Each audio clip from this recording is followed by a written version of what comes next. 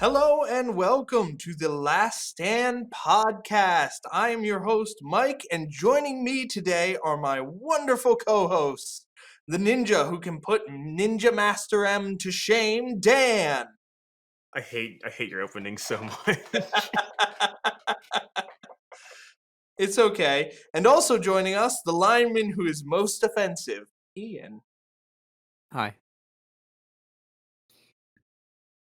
I like the color purple. The hot topic for everyone this week, and probably for the next 4 months, and possibly for the next decade, is Vanguard Overdress. We've had very little information in the previous few months regarding this, and all of a sudden had a massive influx of new information released by Bushiroad this week. So, as per every other YouTuber, we're going to do content about it. So, Yay! we are now ending the V era. We are transitioning into this new era of Vanguard, where there are many different changes. And the first is the change of formats. Prior to the release of Vanguard Overdress, we had two formats, standard and premium. However, Bushiroad has announced that we will be splitting off into three formats, with Overdress Standard being one, V Premium, exclusively to V supported cards, and Premium Proper as the last one. Ian, what are your thoughts on this? I think V Series was a train wreck. It was really bad. They just pandered to nostalgia the whole time. They released blatantly broken cards to sell sets. They drove a wedge in the community, and I think so far with what we know about D Series or Overdress is it's trying its hardest to undo all the wrongs that V Series has done and make Vanguard a better game, yeah. Yeah, I agree. I personally would not be too upset if they said that V series cards could only be played in V premium and not in actual premium, because I'm tired of a lot of the cards, a lot of the same faces that we've seen since the start of the game, and how they just terribly manage the power of the series. I'm okay if it just disappears entirely, honestly. Now, here's a question for you, Dan. Um, Out of the three formats, there has been decent talk in the community, and we all know how the community can be, about the lack of hope of Bushiroad being able to support three formats properly. As was alluded to, there were plenty of arguments and debates about the format war, standard versus premium. Do you think that it is even possible that V Premium can successfully exist for more than 3 months? Probably not. I think with the way power scaling had went in V series, the idea of V premium getting support once, maybe twice a year at most, isn't going to be either quick enough or well made enough to balance out some issues that were relevant or that were evident in the standard. I think it's far too lost at this point. I think the power has gone too far out of control, and there's not a way to really rein it in. Premium proper is a bit different as the strides oftentimes control the flow of the game. Yes, the main deck support does push things faster, but without stride finishers, things kind of slow down. So depending on how they manage that, I think they could actually make premium a lot more friendly to newer players. Since I know it's a little intimidating seeing decks that win on first stride and be done. Um, so I think a little bit of management for premium, and it can actually be a very much more healthy format than V ever was. Uh, I both agree with you and disagree with you on a couple of things. I think Bushiroad themselves aren't what's going to fail the third format. I feel like one of these formats going to die because we don't have the massive player base like games like Magic have to support three individual player bases, because it was one thing just rotating the tournament every week, but going between three different events, most stores aren't going to support all three, and if they did, they would try to put two Vanguard tournaments in the same week, in the same like day, even, which would cause a bigger split in the player base, making tournaments smaller, and then the store's just going to cut one of the events to bring the numbers back up. So you think it's going to be more of an issue of the community killing itself and not Vanguard killing the format or Wishard killing the format? If you look at the promos, especially all of the cards that we've gotten since this new R&D team has started, the promos that support specifically the original VRs, Dan, you got the promo for Magatsu. We got a promo that held Yeah, promo for Magatsu, promo GBP. for Himiko, Yeah. promo. Yeah. We got promos that support and bring up to a fair level these older decks. And that might be one of the ways that they're trying to balance this format. So instead of having it so just the newest stuff is the most powerful, they're trying to put you in a situation where you have options, where clans have multiple builds that they could play, and metas are defined around what your friends decide to take to the event instead of what's the strongest, newest thing in the format, So I which want would to keep touch. formats like this, sorry, which would You're keep good. formats like this from staling in the 6 months time in between support. So I want to touch on something you just mentioned there, as a listener may not know. There was news coming out after the announcements from Bushy Road, about Overdress and about all the information that came out regarding the next few months, but also about the design team for V Series. Apparently, according to Bushy Road, every single member of that design team had been let go as of the day after the announcement of Overdress. Uh, Many people have cited, probably fairly accurately, that due to their responsibility for the object potential failure that V Series was, that was why they were let go. Um, I would tend to agree with both of you that I don't have a ton of faith in the game's ability to sustain three formats. Um, but standard is the easiest entry point into any game. Any game that has a standard format with the newest cards will generally be an easy on ramp for new players. Um, any game that has a true eternal format generally caters to a lot of its older veteran players, like us specifically. We've all been playing this game for a many number of years at this point. Um, so that leaves V as this awkward middle child Yeah, where I would like to it, say, like, yeah, V Series feels like an even worse historic, because not only is it just terrible cards, but you're not even allowed to play the newest cards from the newest format. Imagine if you took an already not very well liked format like historic from Magic, and you said, "All right, you're not allowed to play the standard cards. This is just everything that's not currently in standard to whatever set historic starts at. What is it, like Dragons of Tarkir or something?" Fate Reforged Yeah, because of the fetch lands. yeah. Uh, but that's effectively what Vanguard is doing, and a lot of people aren't gonna like that.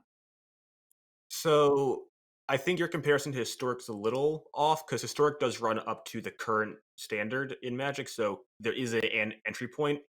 I want to first ask: do you either you remember when, if they said how often they would attempt to support Premium and V V Premium? Premium is twice a year, every 6 months.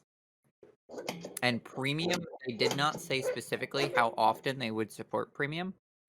They only said that there will be a currently English exclusive set. At least at the time that the set releases, it'll be English exclusive. We don't know for sure. Japan will get it later. So knowing that, my concern will actually really is accessibility for the health of V Premium because it's no longer standard playable. There's no entry point. and with them getting such little support, only 2 sets a year, there's no way they can actively support or create enough new cards to create whole new decks that new players could get at a decent price and try. They're going to be add-ons to older support that was in V series, maybe a few new bosses here or there, but not really a full deck for every clan every year. Um, which means that people who want to get into V series who weren't here for it when it happened, are going to have to find old cards that have been hiked in price due to accessibility issues or power level and such. It's going to get very difficult for anyone who wants to try the format to do so. Whereas with Premium Proper, you can just take a trial deck that comes out for Overdress, get 16 cards Stride Zone, cheap or otherwise, borrow a friend who might have it, and you can take the cards you have and just get a few cards instead of having to get an entire deck's worth of cards every time you want to try something new for that bubble format. I think it's not going to be able to sustain that very well. I think it may end up going a very similar way as to G format went. For those who were around when the reboot happened 3 years ago, there was initially three formats. There was the original premium format, which is Legacy, the whole of Vanguard, up to and including the newest sets. There was Standard, which we now know as the V series, and then there was also G series, which was everything prior to the standard cutoff. And while it was initially implemented as a way to kind of finish out the tournament circuit and slowly phase everyone out of it, I feel like V Premium is going to go a very similar route. It's trying to cater into an audience that I don't know exists. V Premium feels like it's an emergency response to stop people from quitting the game because their cards are going to be immediately worthless. They'll be worthless eventually, or maybe they'll be worth even more because of this format. But they It they can sounds still buy. like it sounds like a way to convince people to still buy the yet unreleased V series product, even though Overdress has been announced and they've announced that they're going to be rotating the cards out. It sounds like an attempt to get those cards that they've already put the time into creating to still have some sort of reason to be purchased. Um, and back what Mike said about G series, I had actually forgotten that was a thing because we never even touched it. We went straight to premium because we didn't have a reason to do G series. So like, I think you might be right. I think that could be a very we see a very similar scenario coming in on the future with Yeah, because they the did premium. promise to support G as well as a third format for tournament circuits, and that lasted for, I think it was actually in the tournament circuit for a year, maybe less, because I remember seeing it on event results, but it had, like, such low turnouts compared to other events they dropped out. It lasted very specifically long enough for the Bushy Road tournament series of the summer to end, because the reason we didn't ever play G format when standard was released is because of our location in the world. By the time that the V series trial decks were coming out and the first set was dropping, we were already long done our BCS. So Yeah, because I we remember took on. specifically that there wasn't a G format. There was never a G specific format Worlds, No, so no. it definitely didn't last a full year. But that being said, um, the format change is not the only thing of importance uh, coming with the entrance of Overdress. Uh, One thing that I believe every single person here is excited about, despite being something that a lot of people actually weren't talking about, is the return of card lore. In the original series of Vanguard, there were small stories written to accompany with sets, to accompany with individual cards that helped to give a unique reason as to the card's existence, as to its purpose on the planet Cray, as it were. Ian, I know you are particularly a big fan of this of card lore and of the return of it. What are your thoughts? Oh, dude, fucking card lore. Oh man, I remember during even before G era, in Limit Break era, reading the little blurbs that were posted in the monthly Vanguard comic in or magazine in Japan. Reading the translations of those and like getting to peek into the world of Prey and see like what these units are, who they are, where they came from, like the story of why Gold Paladin exists and why there's certain units that you can see in Gold Paladin cards that are from other clans. And like the story of Narukami as well, and the story of Link Joker and their whole need to be on the planet, and the whole story of the epic battle that played out like some Gundam movie between Link Joker and Dimension Police in space when they first arrived was just such an amazing read that it got me excited to play with these cards, even if they weren't things that I would normally play with, because back then I wouldn't steer too far out of Spike Brothers. So I can very much agree with that. I never personally really read like the story lore for like sets or whatever, but I love to go troll through the Vanguard wiki and go through card after card after card and seeing which ones had a lore section, had a backstory to the card. Because that was always interesting to me was what was the origin of the not even the card but the unit on the card. Where did they come from? Um, and so like seeing like how like the split of and the split and divide of the ninja clans, because that's, as the intro said, I'm the ninja guy, was interesting to me, seeing what units actually were like the bosses, which were the supporting, and how things kind of tie together. um I'm really excited to hopefully see explanations behind the new cards, their origins as well, see where how the last 3,000 years of Cray time has changed things and affected the units, and how the the merging of the clans sort of changes how things how units interact with one another as well. Because rarely did you see, other than in the story sections, the nations or the clans interacting too much with one another.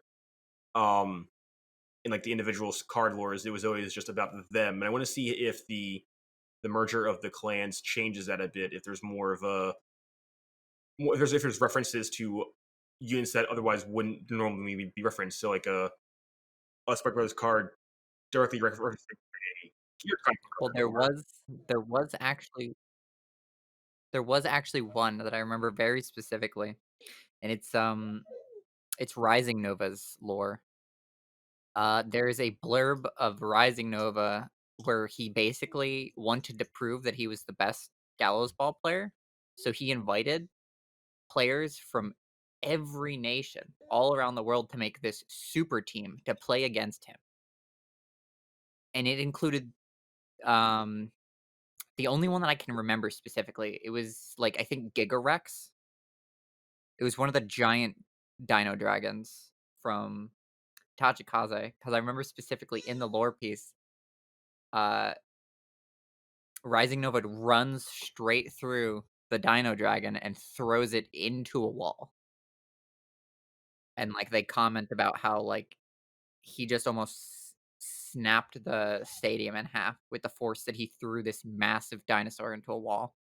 It's like, where else are you gonna see a dinosaur get tackled so hard that he almost levels an entire the one stadium? bit I remember most was reading through the lore for the Yasui cards in G era and their supporting cards, and explained how Yasui became the first Murakumo unit to achieve stride by killing, I want to say it was Kagami Jishi, which was another stride, one of the first strides the clan got.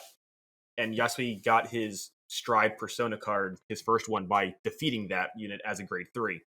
And it also mentions two of the more important supporting cards, Yashabayashi and Onibayashi, which are turned out to be brothers who followed Yasui. And I always found it interesting how they were a grade 1 and a grade 2, but the grade 1 was the older brother, and was the more powerful brother, and the grade 2 was younger and weaker than the other one. Yet they were on a grade 2 and a grade 1, or they were on sort of backwards grades for their base power levels, which I thought was kind of interesting.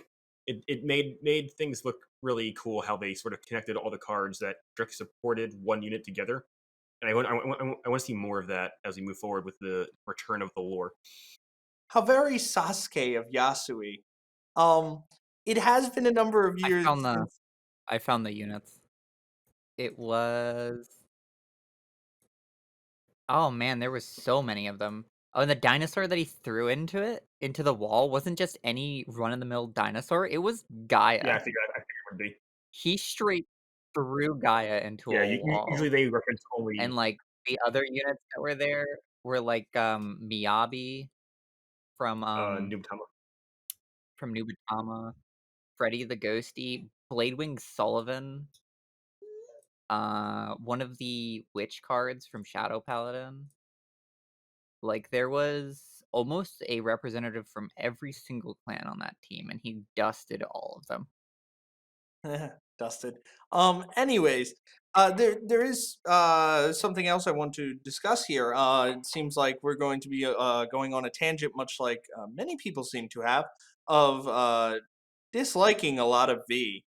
Um, with the introduction of V Series, we also had the last time that lore was updated. Given that V Series was just a giant reprint fest of retrains of all of our favorite units, it would make sense why they wouldn't want to just keep rehashing the lore.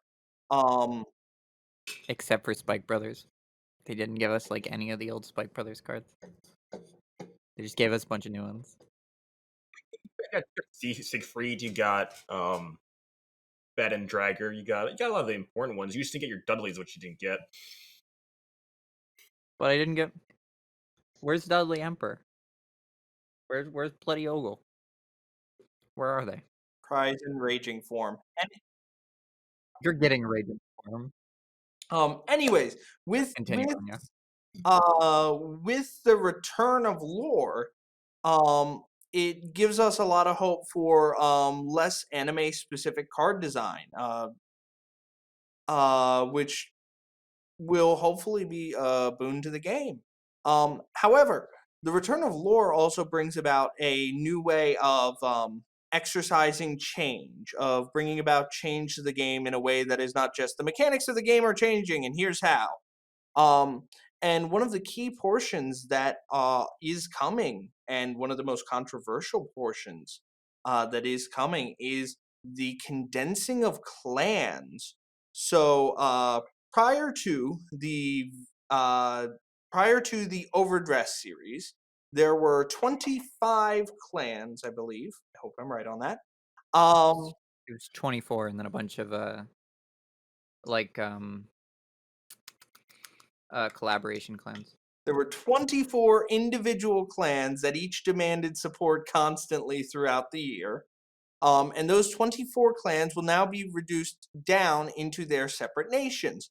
Each nation has been a little bit rebranded, except for one, with changes that have been made in their 3,000-year history. With United Sanctuary now being Keter Sanctuary, containing all the units that were previously in it, the Dragon Empire remaining the Dragon Empire, the Dark Zone becoming the Dark States, Stargate becoming Brantgate, and Megalonica and Zoo now condensing in on themselves and forming the nation of Stoicheia, with Bermuda Triangle just kind of off and doing its own thing. This is by far the most controversial piece of information, as clan identity has for a long time been one of the most important parts of the game. It's one of the most unique facets of the game, as to there are many players who only play one specific kind of deck, and they wait with bated breath for their deck to be supported every year. We in fact right now have two pretty loyal clan followers to speak on this matter. Daniel, as a Murakumo main, as a ninja for life, How do you feel about now being lumped in with Overlord the Clan? All right, so I have a number of things to say about this. First off, about the idea of mixing the clans into just their nations, I think it's both a good and a bad thing. I want to say it's a bad thing first because Vanguard as a game is not the best designed game. One of the biggest flaws with it is that you can't mix clans. You pick a clan for your deck and you're stuck with it. You have all the cards within the clan to play with, but you can't intermingle with other strategies. But on the flip side of that coin, that was also probably the reason why the game was able to thrive as well as it did, because everyone who picked up the game could find a clan they identified with, be it through a mechanic, through a playstyle, through an art design. You would be very hard pressed to find someone who, after trying out all the clans, didn't find one that they really enjoyed, they meshed with. Um, Now, I think that mixing all the clans into the nations sort of takes away from that. Yes, we know that the aesthetics of units will still be there, so you'll still be able to identify a Murakumo from Tachikaze from Dragon Empire or a Kagero. You'll be able to identify Spike Brothers from a Gear Chronicle or whatever. You'll be able to tell where the units more or less came from, but there won't be the same sense of loyalty to an individual clan, or you won't have that same sense of loyalty to a nation as you did to an individual clan. And on the topic of being able to mix clans in deck building, merging the clans together to the nations does both sort of solve this, but also it doesn't. It opens the room for decks to have more versatility in what they can do by taking units that would typically be in one clan and putting them into another one. But at the same time, you're not actually mixing clans here. They're all the same nation, just the same nation doing different things. So it sort of pseudo solves that kind of issue the game had, where it was almost stagnant with what you could build within your deck. So I'm hoping that they provide enough open support for each nation that you can have multiple deck types based off of the one nation. I know that with premium, it's a bit easier to do that just because you can throw different G zones onto a deck full of one nation card. But in standard or the new standard, that might be a little harder, at least in the beginning, because there'll be so little card selection. But I do hope they don't try. I hope they don't narrow things down to these three grade threes in this section are the bosses, and then you have the deck strategies for those bosses. I want to be a lot more generic and a lot more open in how they support the nations to allow a much more diverse deck building experience. I think that would be a very good way to tackle this and sort of make the most out of removing the most identifying factor of the game.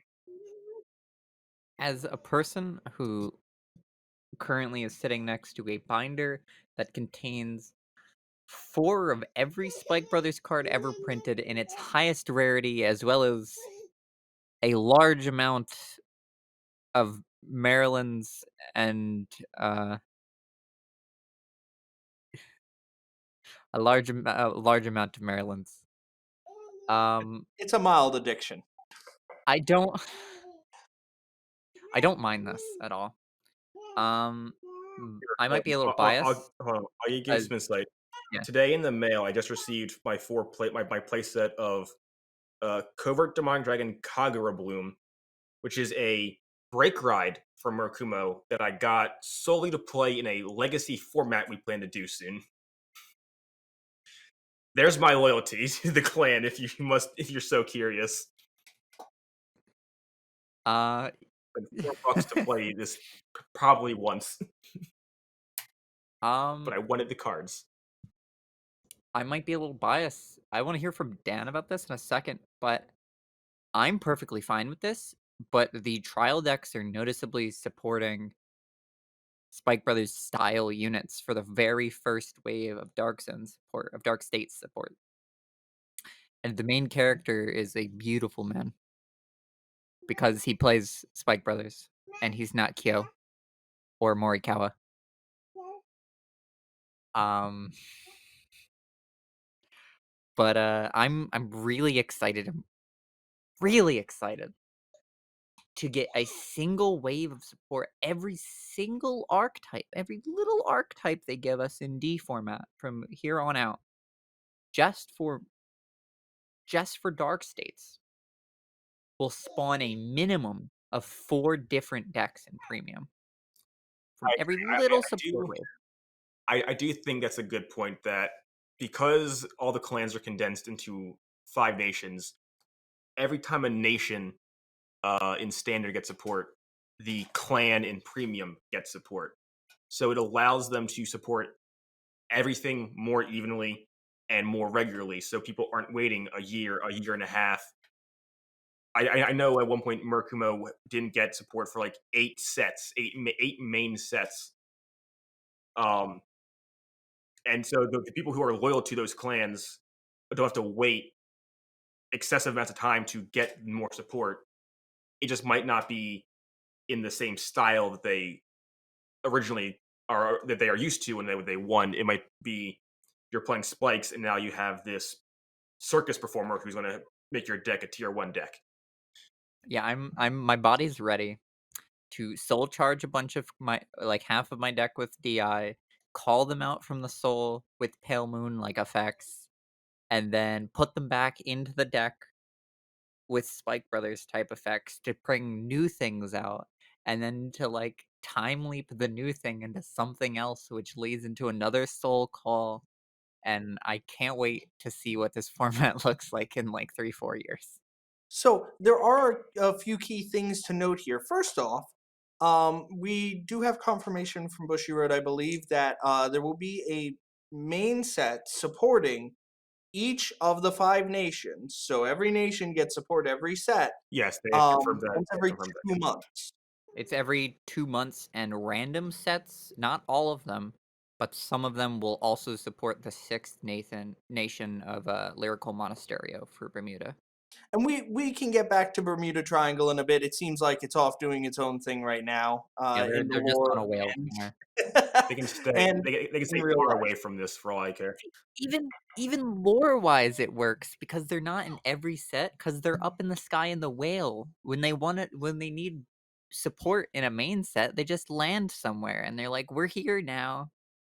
It's Um, time for our cards." But with the advent of individual support every 2 months, that means you are guaranteed on a scheduled release to know that for D format, for D standard, whatever nation that you prefer is going to have an update to their builds and or new builds every 2 months that helps to keep the meta fresh while still allowing the meta to develop over a 2 month period between main sets, as we've never really had that kind of span of time between set releases. But also, every set of support that is V premium support or that is standard legal D series support is always premium format support. And so, with the massive card pool of premium, with the number of effects that exist from the varying formats, there are so many different interesting directions that this could really go. I for one am a paladin main, and I specifically say paladin because they're almost all the same clan except for aesthetics. So them combining into one nation doesn't really upset me that much. Are you ready to superior call the pieces for your Fenrir loop? Or what's the new card that does the Fenrir loop? What's it called? Wait here. Is it Gleipnir?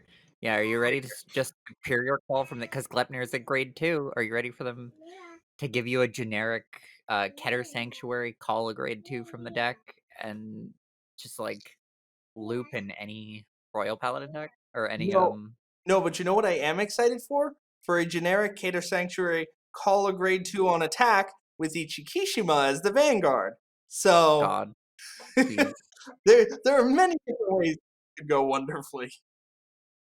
As the guy in the group who will be playing primarily Dragon Empire in the upcoming New World Order, I am just excited that my Mercury decks will be able to run cards that say retire and bind. That said, I have vowed to never put an Overlord in my deck, and I will see how long that lasts. Because with luck, it'll last forever.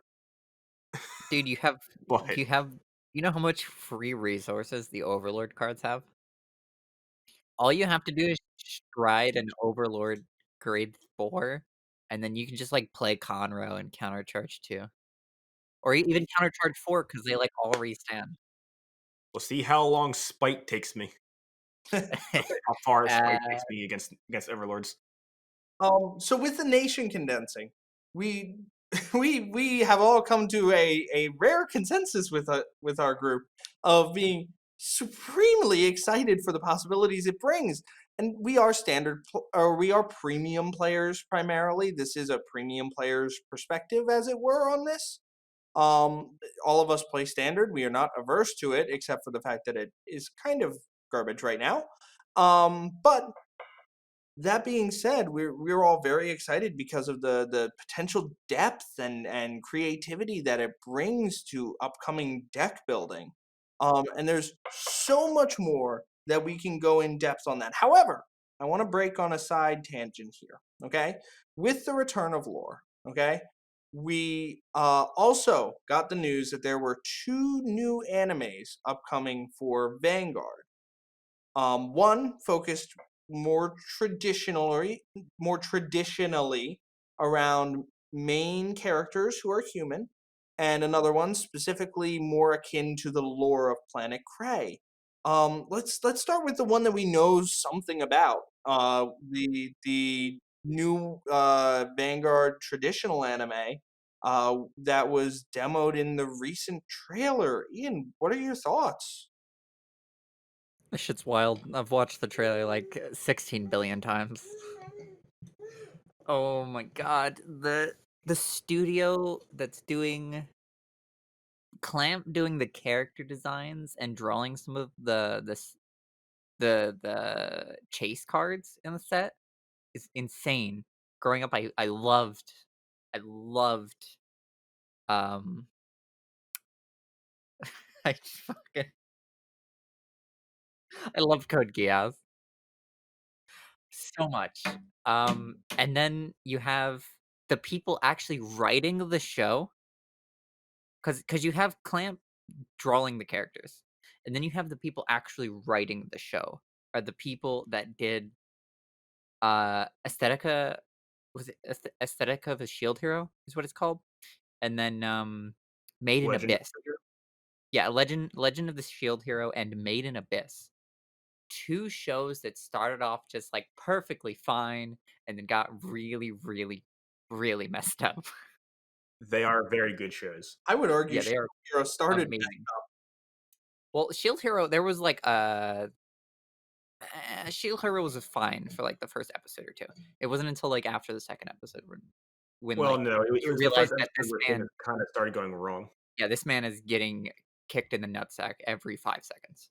But so tangentially, we have a very famous art studio in Clamp doing the artwork for the characters for the new Vanguard anime. Something that has never been done before. If I remember correctly, the Vanguard anime traditionally was handled in house by Bushiroad.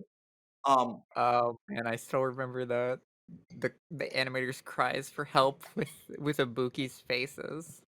Oh god.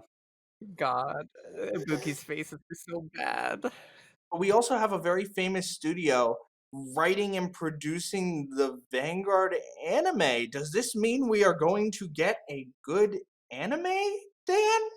Maybe? So I really do hope that the Vanguard anime this time around is done well. I hope it is a very good show. That said, I could not care less about it. I don't want another shonen battle anime masked as a card game for anime for the anime.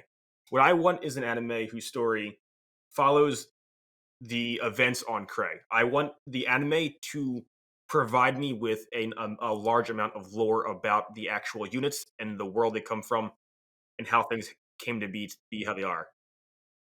They did say that, a Craig Chronicles-like anime was coming. They didn't announce when, but they said it would be coming soon. Right, and I'm hoping that that does what I want to, but every card game anime is the same thing, be it Yu-Gi-Oh! Or Vanguard or Y-Cross or whatever.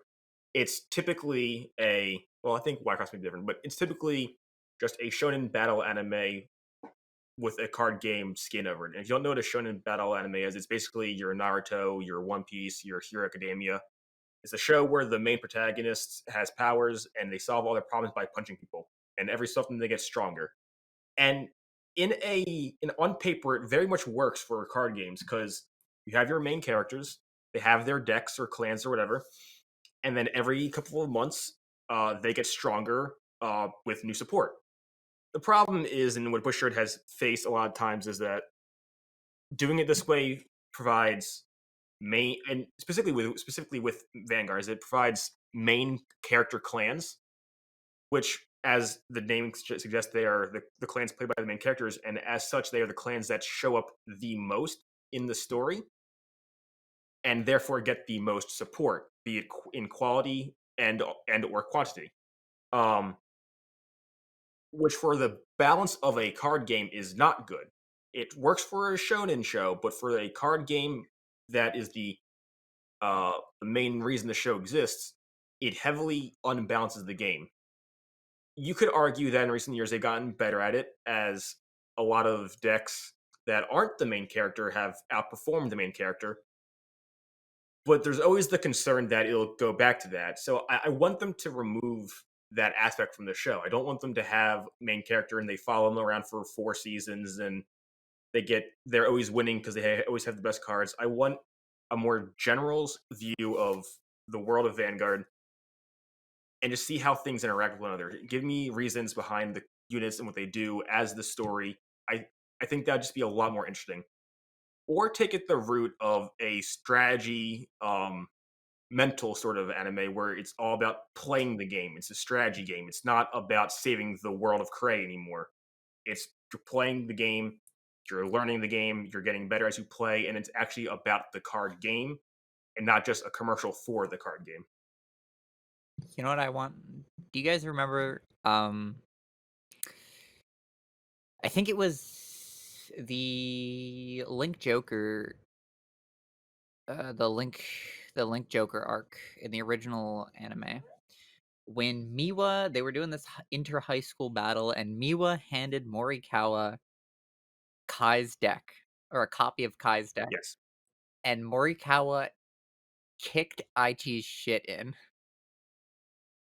and basically showed He that, still lost, but yes. yeah, he lost in the end because plot armor, but he showed for a second that the Death main armor. character was not invincible, and that who was considered the worst player of the game in the entire anime could beat the main character. Really, I thought moments like that were awesome, and then you have G era where Chrono just crit everybody to death for like 2 seasons, and then like things started to happen. Well, what's funny is in G era, Chrono A only ever lost if it was needed to drive the plot forward. Yep. Um, he never just lost game. He only ever lost if it was needed to drive a specific plot point, or if it had no relevance to the story at all. It was just a random background game. Yep. But they actually also had one episode I remember where they used Morikawa in the exact same way. um, Chrono sat down at, or Conley took Chrono to the original Card Kingdom shop for that day, that shop's weekend Oh, are tournament. you talking about the episode where they explained what Gia is? Yeah, it was the episode where they explained where Jesus was because it was the only way that Morikawa could get his deck to function. And Morikawa puts on this and just like at the end of the game, Chrono is sweating because he barely won. And they laugh it off like like Morikawa got lucky this game and he actually got a proper ride up. But like they've used Morikawa multiple times to show that, or to try to like show weakness in the main characters. And that the reason Morikawa loses so often is because he doesn't build a deck They properly. gave him a starter deck, the Gold Retile starter deck, and he gave everyone the Yep. hands.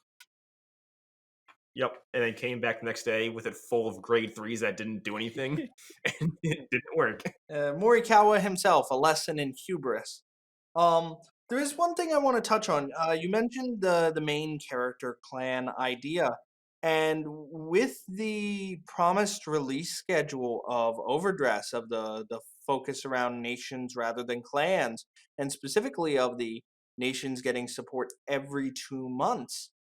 Do you think that might be an issue of the past? We do know that we have a main character who plays Dragon Empire. However, Dragon Empire is getting the same amount of support as Keter Sanctuary and the rest of them.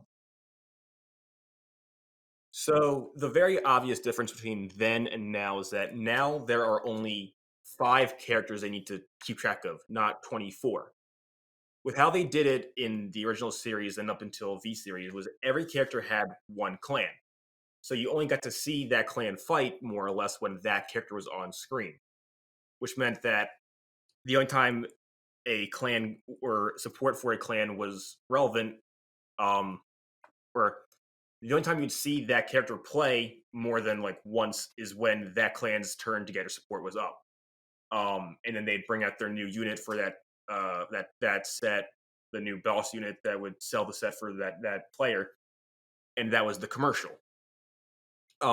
Now that they've condensed it to 5 nations and 5 characters, it seems as though all 5 will be in the spotlight regularly. It makes it just easier on the development team to support every nation because they can just throw things in there for the nation, and then that will show up in the show naturally because there's only 5 characters who play that we care about. That said, you can probably easily see the issue with having an anime about or the anime based off of people playing the game because it limits the story controls what clans get support more or less is what I always saw it as. Whereas in a show like I was pitching, where it's more of a generic open world of Cray and you just see units, you can make the show around the support, which is what should happen.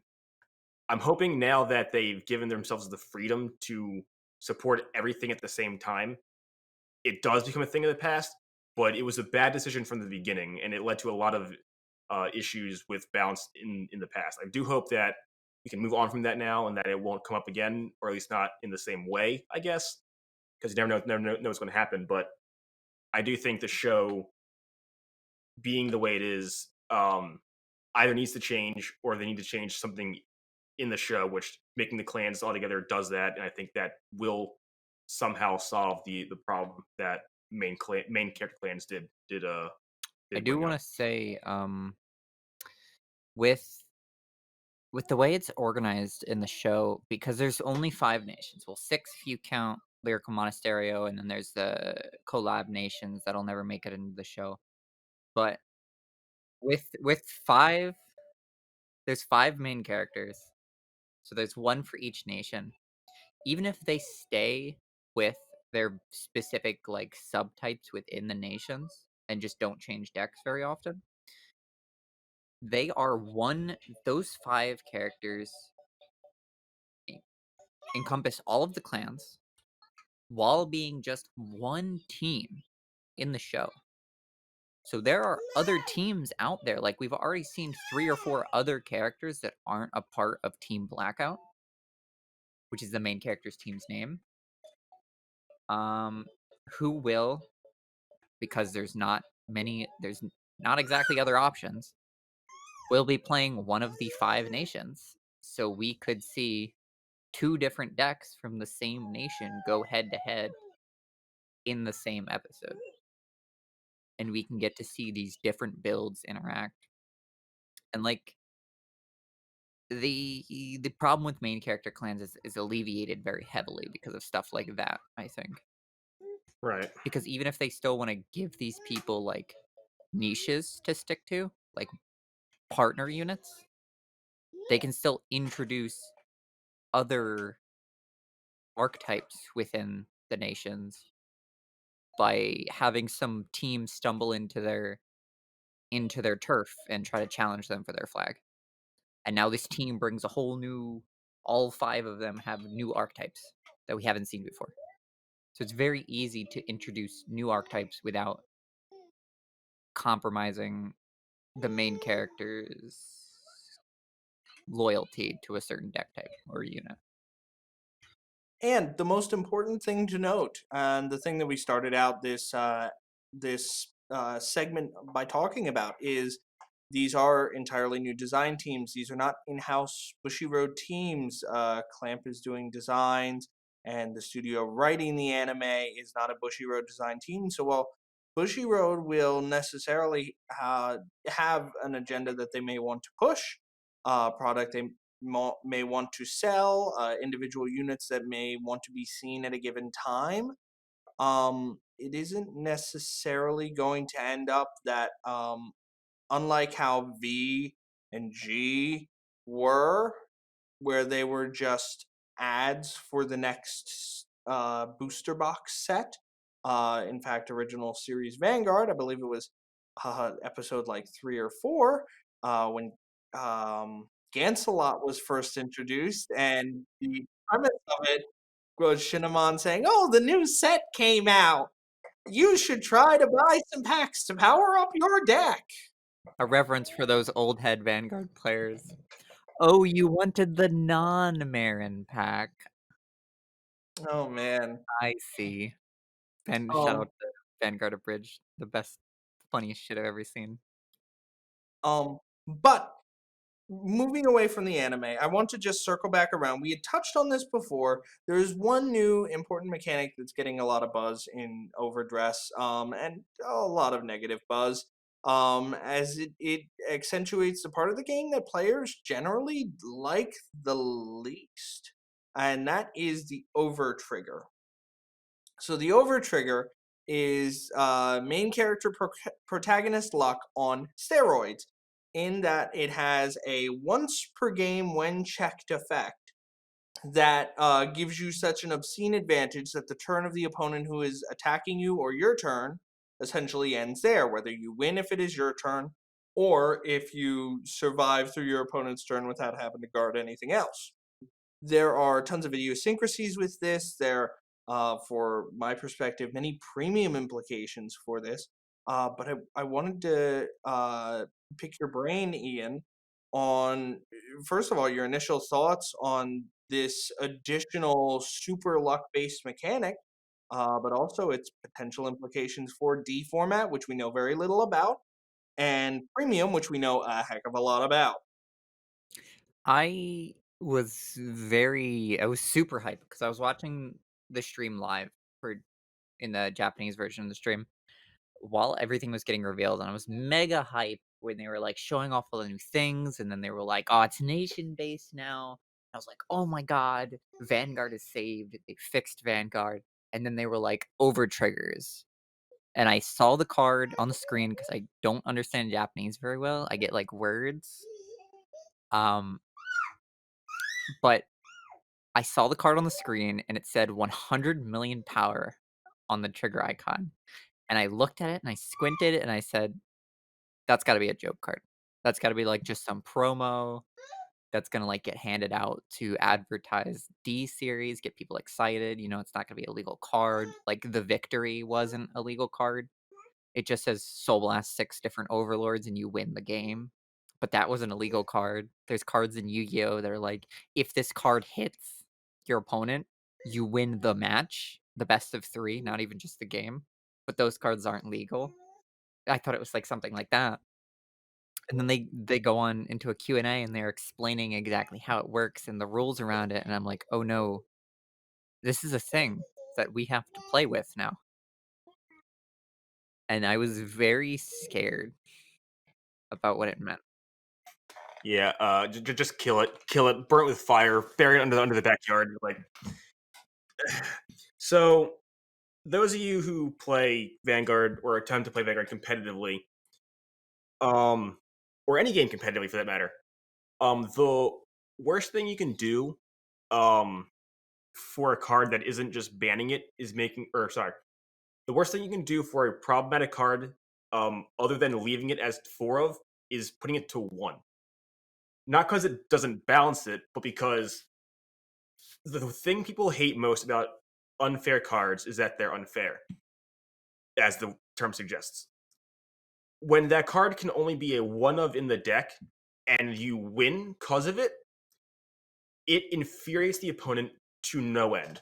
It is the most salt inducing concept that games like this have, where you win because of luck, not because of skill. And yes, it's better to be lucky than good. We all know the joke. But the point of playing a game competitively is that you're removing as much luck from it as possible. When you have a mechanic that is literally built on luck, like drive checking and damage checking, those are fine in essence because they make the game more dynamic. It's not just you got hit, you take damage, you lose. There's a chance you live. The problem with the overtriggers is that it takes that chance, and if it happens, it makes things it destroys the flow of the game. It doesn't make things dynamic, it makes things infuriating to see happen. I'm debating building decks without them just on principle. Um, Now, it depends on what they do to support it, because if they leave it as a mechanic that is just that luck, it's in the deck. If you get it, you get it. You don't, you don't. That's fine, I guess. The problem is that there are already clans in Premium that can abuse this. The most prominent one is any United Sanctuary Oh, clan don't worry. and I can talk Ultima, about that at allowing length. you I'll get there. I yeah. there there are already ways to abuse to fix it to guarantee it happens the way you want it to happen in Premium that people don't like, or that say they only like it because they can do it. If you're sitting down across from them, you why are you even there? If they're just going to say my whole board has unguardable power, you can't do anything about it. Why are you playing the game if it's there's no chance of winning? These kind of mechanics, I think, are like death sentences for certain games. Vanguard is luckily large enough that this alone shouldn't destroy it because it's mostly luck based. Or at least it won't destroy new standard. But depending on what they do, if they allow standard to find ways to fix and guarantee checking it, then it might become a larger issue. I don't want to see that happen. Just play Venom Stinger forehead. Just play Novell. Series card though. Venom Stinger is a V series card. Yeah, it's the Mega Colony card that says for the turn or for its battle, any any trigger effects your opponent gets, Also, the go to Valley you of instead. Pride. What is it? Play new Nouvelle Vague. You can't get heal triggers or something like that. Yeah, you steal all it negates their heal, their any of their trigger effects, and any trigger effects they check, you get instead. So if they check a defensive crit, they get nothing, no power, and you get a crit and power. How about this? Let's go take a turn one at a time and see and name as many cards as we can think of that abuse this mechanic. I'll start. Brant. I believe the obvious one is Ultima, but I will go with the less obvious one. The G Guard for Angel Feather, Uriel. CB1, check the top card of your deck, throw it to the bottom if you don't like it, and Rescue Check. Just any Angel Feather card in general Yeah. or any OTP card. Yeah, OTP is a clan that can just stack the deck. Any card that can negate trigger effects. There's so many ways that this causes problems Genesis can already. divine as well. They can divine it to the top if it's in like the top 2 or Right. 3. Divine effects, Vanagander and such can force cards to the top. There are just, as it stands, so many cards that already make this a huge problem in the previous formats that there's going to have to be some restrictions around it. I feel like they can't just let it go. I feel personally that there is no way in hell that these cards are touted like this, and boss effects aren't built around them.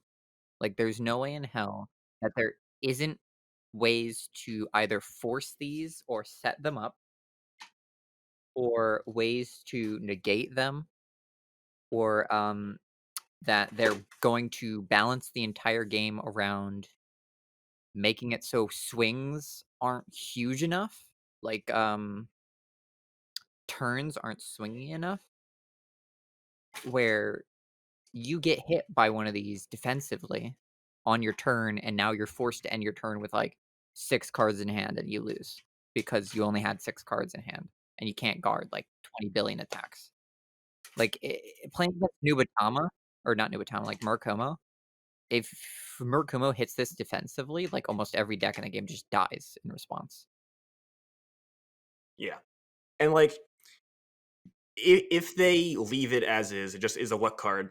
It sucks because if you get hit by it late game, you're dead. What if they make the grade 3 bosses around it to find it, fix it, stack it, whatever? It also induces a lot of salt because if you, the player doing that, tax turn 1, drive check, over trigger, well, you now have lost the ability to win the game. Like, it's such a powerful swingy card and mechanic that it's too powerful and swingy for what Vanguard wants to do to to to, to properly enforce and support this kind of style. Yeah, I'm just hoping that there's enough like they tone down the power level of cards so everything isn't giving like 10 or 20k just because, and upgrade the amount of cards that you're drawing so games go a few turns longer, so that one turn that you might have gone super ham or gotten shut down, it hurts, but it's not going to kill you unless you were going all out, like you used your entire hand to try and win. Like if you go for a last stand and play everything and try to win, and then you eat one of those defensively, you're going to die. But like in normal gameplay circumstances, I hope they make it that that won't happen. And there are a few things to note here. Number one, uh, again, we are speculating on D series effects. We do not know necessarily at all what cards will be printed. My hope is that based on the mechanics that have been debuted as the nation's mechanics, none of them seem to be a divinity sort of thing. And so my hope is that they do not design those mechanics particularly on a revolving around a singleton one of in a standard deck. And I would imagine that the upcoming standard format will be balanced around the existence of these sort of cards. Um, they are rather problematic in premium. There are some alleviations to that potentially that we can absolutely discuss a little bit. Um, but the other thing of importance to note, we do not know for sure what the effects of these triggers will be.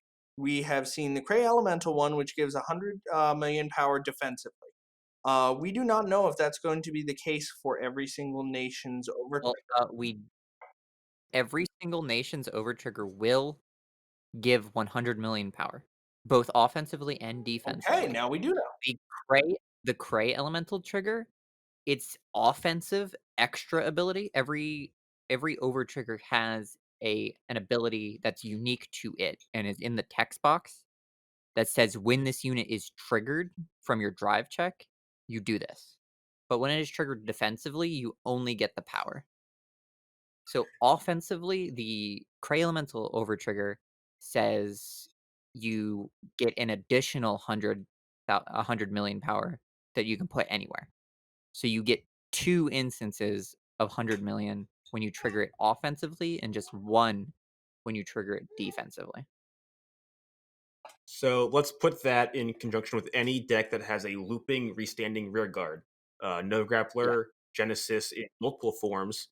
Most of Um, those decks, with any deck with a loop, had a way to win outside of this because it's a loop. well, the loops don't go infinite, though, is the point. So you can live Yeah. those. You can guard enough. You can damage deny yourself enough to try and write it out. Um, but when you have unguardable power, it's 6 hits and you're done. Other than PGs, and almost every loop goes more than 6 hits at the minimum. So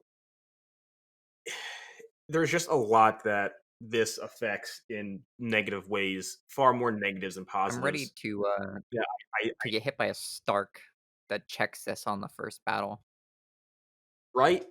and then have to eat, like, 7 damage. Vanguard, Resaving Vanguard. That This brings up it's an interesting point in the fact of premium, and there were some ideas that were being tossed around. I know one of you guys mentioned it earlier yeah, today. Ultima.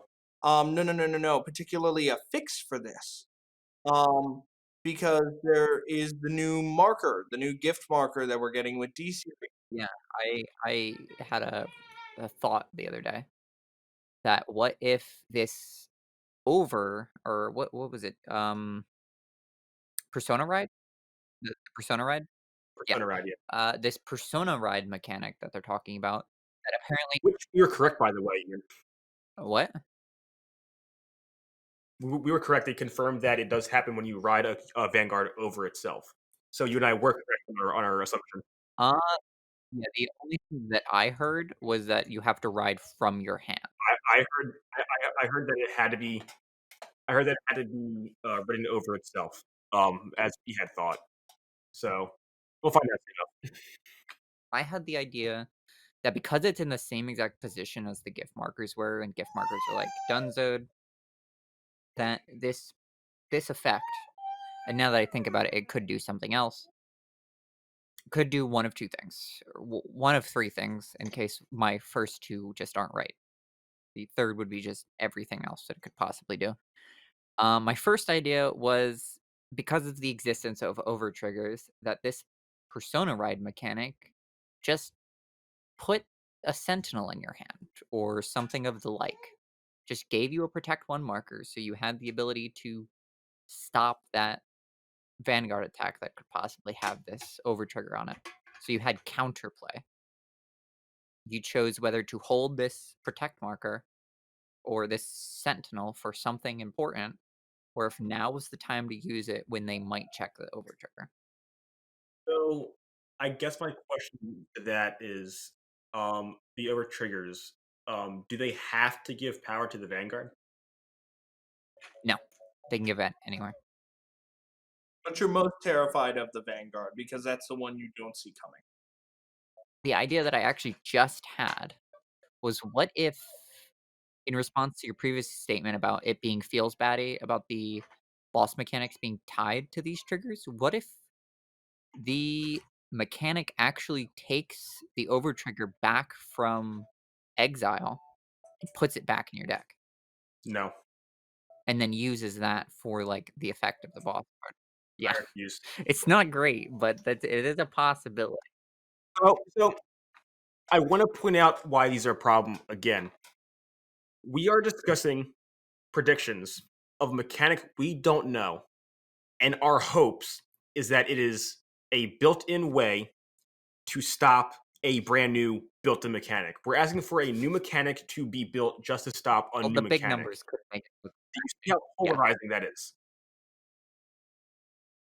It does make perfect guards much more valuable, though.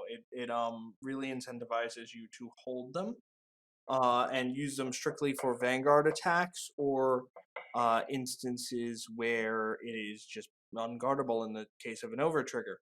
Um, Now, their D format will most likely, and I'm going to go out on a limb here and have faith in the new design team, not something I would usually do.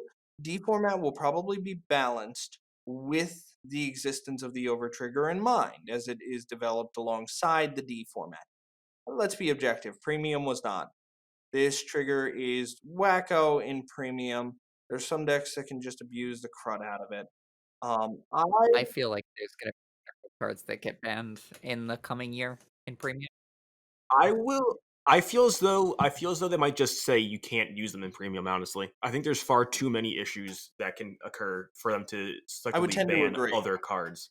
I think They already excluded one no. major mechanic from premium. I don't think they would exclude both major mechanics in the upcoming set from premium.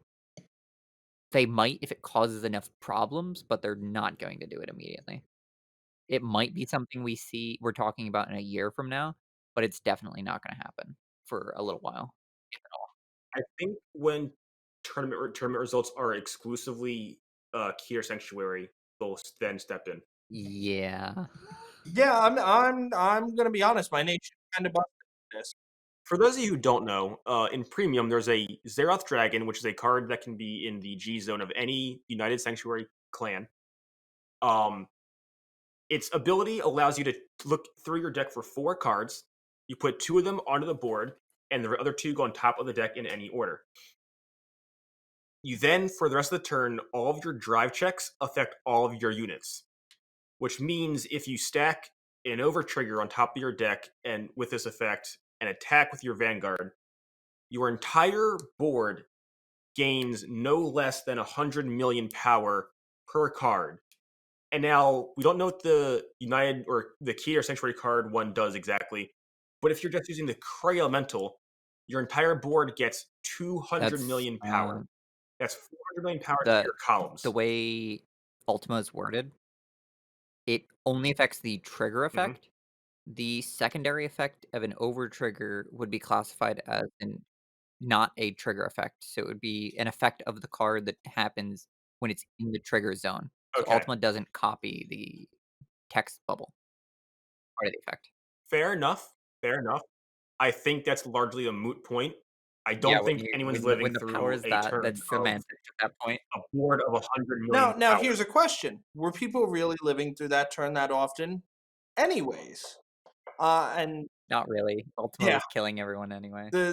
Ultima had a massive power boost with the influx of V triggers with the bumping up of the shield values and the power values up stages. This also goes back to be fair to Ultima, this also goes back to your previous point about how, it's a feels bad if you check it, like, early game and it gets removed from the game. Imagine if you build a deck where the Ultima Overtrigger is your win con, that's how you win, and you go second, stand, draw, ride, swing, check an Overtrigger. Your opponent was going to eat that damage anyway, and now your win condition is gone. Right. Now, to what Mike said, people were dying to Ultima regardless, and if you have to run triggers in your deck, so you're playing Ultima, you're not running crits, so you're probably going to win regardless. But if the attitude they take is that, well, they're already dying anyway to Ultima, why stop the interaction in the first place? That's a rather defeatist attitude, and it shows that Busher just doesn't care about the game at all. Well, and objectively, I don't think Ultima is the most cancerous application of it. There is also the Wise Man loop in Genesis. There is the Valkyrian restanding combo in Genesis. Angel Feather and OTT individually can abuse it. Ultima is I I think the most problematic interaction for that will be Wiseman. Wiseman or Ichitam. Sorry, not Wiseman. Ichitam, because you can't even guard it if you wanted to. Ichitam would rather check crits Um, though. I just think No. No. no. I disagree No. You have a billion ways to because stack if you have crit two Toms, they both turns have before that, unguardable power. so you're going to crit them at some point. You don't necessarily need to do it within that turn. And then you also still have 2 more drive checks. And Yeah. Anyway, I think we've tangented on this line a little too much. We've ranted a bit too much. I think. At the end of the day, it is a new series, and we must hope and pray and maybe get a little lucky that Bushy Road manages things the way that we hope they do. And who knows? It could be an absolutely brilliant mechanic, and we're all totally wrong about it, and we'll laugh at this in 6 months from now, or all of our fears are confirmed. But much like everyone else, we'll find out soon. So just really quickly, um, today's episode was filled with some doom and gloom, some very positive things. I just really quickly, what are your thoughts on Overdress as a whole? Are you excited? Are you not? Dan? So I'm excited. I am excited. I want to see what happens. I want to ask what our hopes for this coming are. What do we want to have happen? Particularly, my biggest hope is that we say goodbye to all the old units. I don't want to see any old unit referenced in a card name, a card ability text, not even flavor text. For honestly, I'm tired of the same blaster, blaster, blaster, overlord, overlord, overlord. I don't want. I want all new cards, new ideas, new styles. I don't want retrains of old things a year later or whatever as nostalgia. If they do that for premium, for V premium, sure. But for standard, for the new standard, I want as many new things as possible. I don't want old card units and old effects. Now, some effects are universal; they'll come back over and over again. But I don't want just old ideas updated for the new series. I want new things. Is my big hope. I swear to God, if I see Jet in my Dark States cards, I'm going to be very mad. I'm gonna be like how my sister is with tomatoes in her burgers and salads. They're disgusting. Get it away from me. I don't want to touch it. I don't want to see it. I don't want to play with it. I don't want to eat it. Just get it out. Doesn't belong here. If everyone else is dead on Cray, all the old boss units are gone. So is Jet. Keep Jet out. Keep Jet out of the story. Keep him away from me. Clearly, Ian's favorite unit. What about you, Mike? What do you want for the new stuff? What's your hope? My hope, and this is um, related to the development of Overdress, but another topic that definitely would be due for further exploration on another episode. Um, I want Overdress to be enjoyable enough, uh, and widely regardable, recognizable, so to speak, that we have a large influx in player base. We haven't had a massive growth spurt as a community since the Break Ride era, the the most popular the game ever was. And ever since then, we've had steady growth and decline over the years, but we haven't seen the kind of booms like Break Ride era or like midway through G, perhaps, in a long time. I'd argue that the most people I've ever seen at a single tournament was at a single local event was the very first set of G, with like 25 people showing up to a locals at a dying But store. that's my point. That was 5 years ago, six, seven, somewhere Yeah. around there. That was longer than 5 years ago. Yeah. So it's been a long time since we've had a real influx of new player bases. And with the product changes coming, with the 333 yen thank you starter decks in Japan, or the $4 US MSRP ones in America, it provides this great launching off point. We have this anime run by killer studios that look like they're going to do a fantastic job with it, in my opinion. Um, I want to see Vanguard regain some of the popularity that has dipped over the years. Um, Communities haven't been the healthiest in a while, and I would like to see a mass entrance, if you will. It'll be very interesting to see how the identity of players changes or differs between those who started with clans and those who didn't. How they view their units. I can't wait to be a boomer player and be like, oh hey, you're playing a Spike Brothers theme deck or a Mega Colony theme deck, and they're like, what? A what? Back in my day, you could mix clans with Royal and Shadow Paladin. Back in my day, clans didn't even have enough triggers to make a deck. Oh, Uh, Ndubutama. I'm all rickety, like holding my back, waving my cane in the air. Set 1 and then not seen again until set 13. The longest gap ever in a clan. And I think, much like Dan's ninjas, it is our time to make our disappearance, as it were. Thank you, everyone, for listening to today's episode. If you like the content that you hear, please give us a like, a share, a subscribe, a comment, a big middle finger if that's what you really want to do. And let us know what you're thinking about as far as Overdress. Are you excited? Are you full of doom and gloom? Or are you full of Cheetos? Until next time, we've been Team Last Stand. Thank you, and have a great week.